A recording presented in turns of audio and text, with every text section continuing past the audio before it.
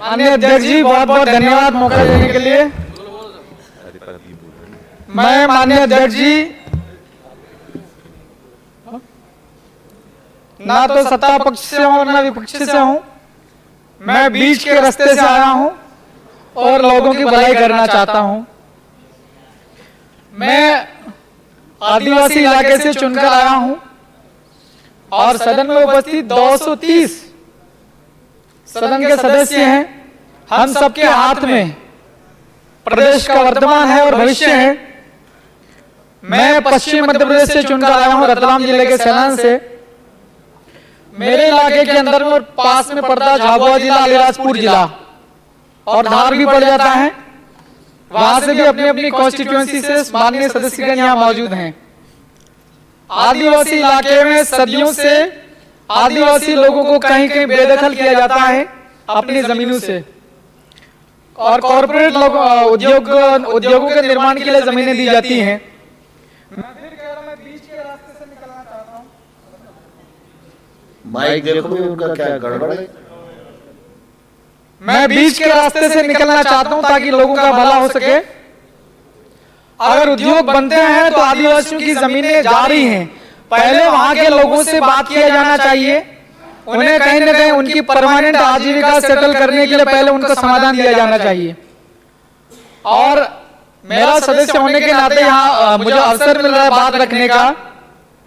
तो आदिवासी इलाकों में जो बड़े बड़े डैम बनाए जाते हैं, बड़े बड़े तालाब बनाए जाते हैं, मेरे यहाँ पर मत है छोटे डैम बनने चाहिए ताकि लोगों की जो जमीनें हैं वो ज्यादा ना जाए, और छोटे छोटे तालाब बनाए जाए तो उनको गहरा किया जाना चाहिए ताकि आदिवासियों की जमीनें ज्यादा ना डूब क्षेत्र में ज्यादा ना जा सके।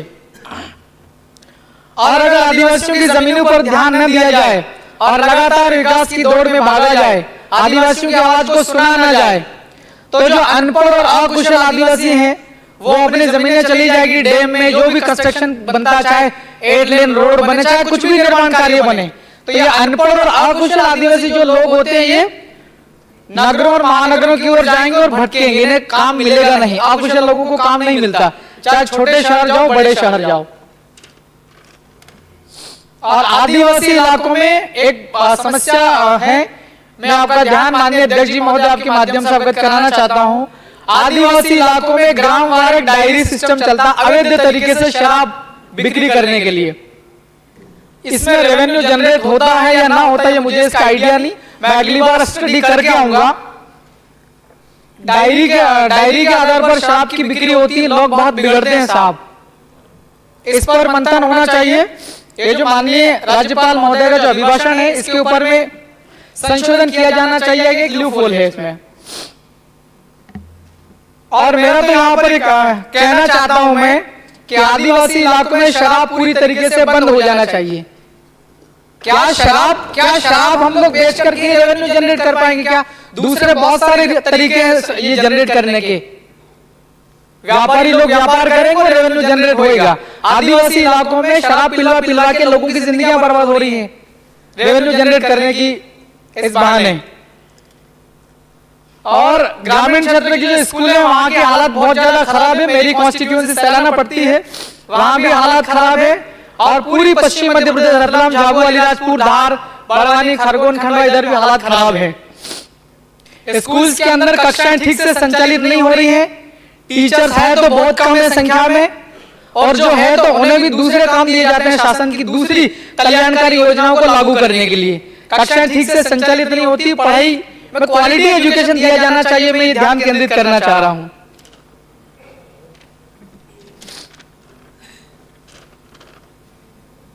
और माननीय अध्यक्ष जी आपके माध्यम से मैं सरकार तक अपनी बात कहना चाहता हूं। अलग अलग बहुत सारे विभाग हैं, अलग अलग मंत्रालयों में बहुत विभागों में हजारों वैकेंसीज, जो विभागों में पद जो है वो खाली पड़े हुए हैं, इन्हें भरा जाए। अगर भरेंगे तो जो काम अच्छे से होएगा और जो सरकार की जो जन कल्याणकारी पॉलिसी नीतियां हैं, जो योजनाएं हैं, वो योजनाएं ठीक से लागू हो पाएगी। योजना का लाभ हर एक व्यक्ति तक मिल सकता है।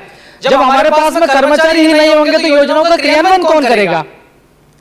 आदिवासी इलाकों में सरकार की कल्याणकारी योजनाओं के क्रियान्वयन में भ्रष्टाचार बहुत ज्यादा है, बहुत चरम सीमा पर है। पंचायतों में दोनों ही सरकार, जब डबल इंजन की सरकार हम लोग कहते हैं यहाँ पर हम सब, तो पंचायतों में विकास कार्य करने का सबसे जो ज्यादा जिम्मेदारी होती है सरपंच, सचिव और रोजगार सहायक, इसके अलावा एक इंजीनियर भी होते हैं। इन पर नियंत्रण रखना बहुत कृपया समाप्त करें। 1 मिनट 2 मिनट और दीजिए अध्यक्ष जी। और आदिवासी इलाकों के अंदर में सार्वजनिक कुओं और तालाबों का ये तो काम करना ही है। चलिए 1 मिनट के अंदर अपना ध्यान केंद्रित करना चाहता हूं साहब। आज से लगभग 22 साल पहले श्रद्धेय अटल बिहारी वाजपेयी साहब भारत के प्रधानमंत्री थे। इस देश में 2 इलाके ऐसे थे जहां पर आदिवासी लोग बहुत ज्यादा परेशान थे, उनकी समस्याओं का समाधान नहीं हो रहा था। सन 2000 में ही मेरे ख्याल से झारखंड और छत्तीसगढ़ 2 अलग राज्य बने थे। तो मैं यहाँ ध्यान आकर्षित करना चाहता हूँ, अभी भाषण में इस बात का जिक्र ना हुआ हो, लेकिन मैं कानून का पालन करते हुए हमारे इलाके जो आंदोलनकारी लोग, उन्हें भी हम लोग शिक्षा देंगे। हमें कानून का पालन करना हो, भारत के संविधान को मानना है। बिल प्रदेश राज्य की मांग पिछले कई सालों से हो रही है। मध्य प्रदेश, अपना राजस्थान, गुजरात और महाराष्ट्र, 4 राज्यों का जो भील आदिवासी बहुल वाला इलाका है, हालात बहुत ज्यादा खराब है आर्थिक तौर पर।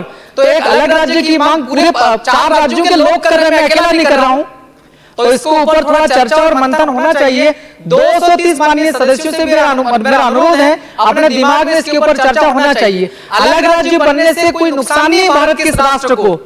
2000 में झारखंड बना तो भारत को, राष्ट्र को कोई नुकसान नहीं हुआ। छत्तीसगढ़ बना, अभी हालात बहुत अच्छे हैं, वहां पर विकास हुआ है। अगर अलग से भील प्रदेश राज्य बनता है तो भारत की राष्ट्रीयता को, एकता को कोई नुकसान नहीं है।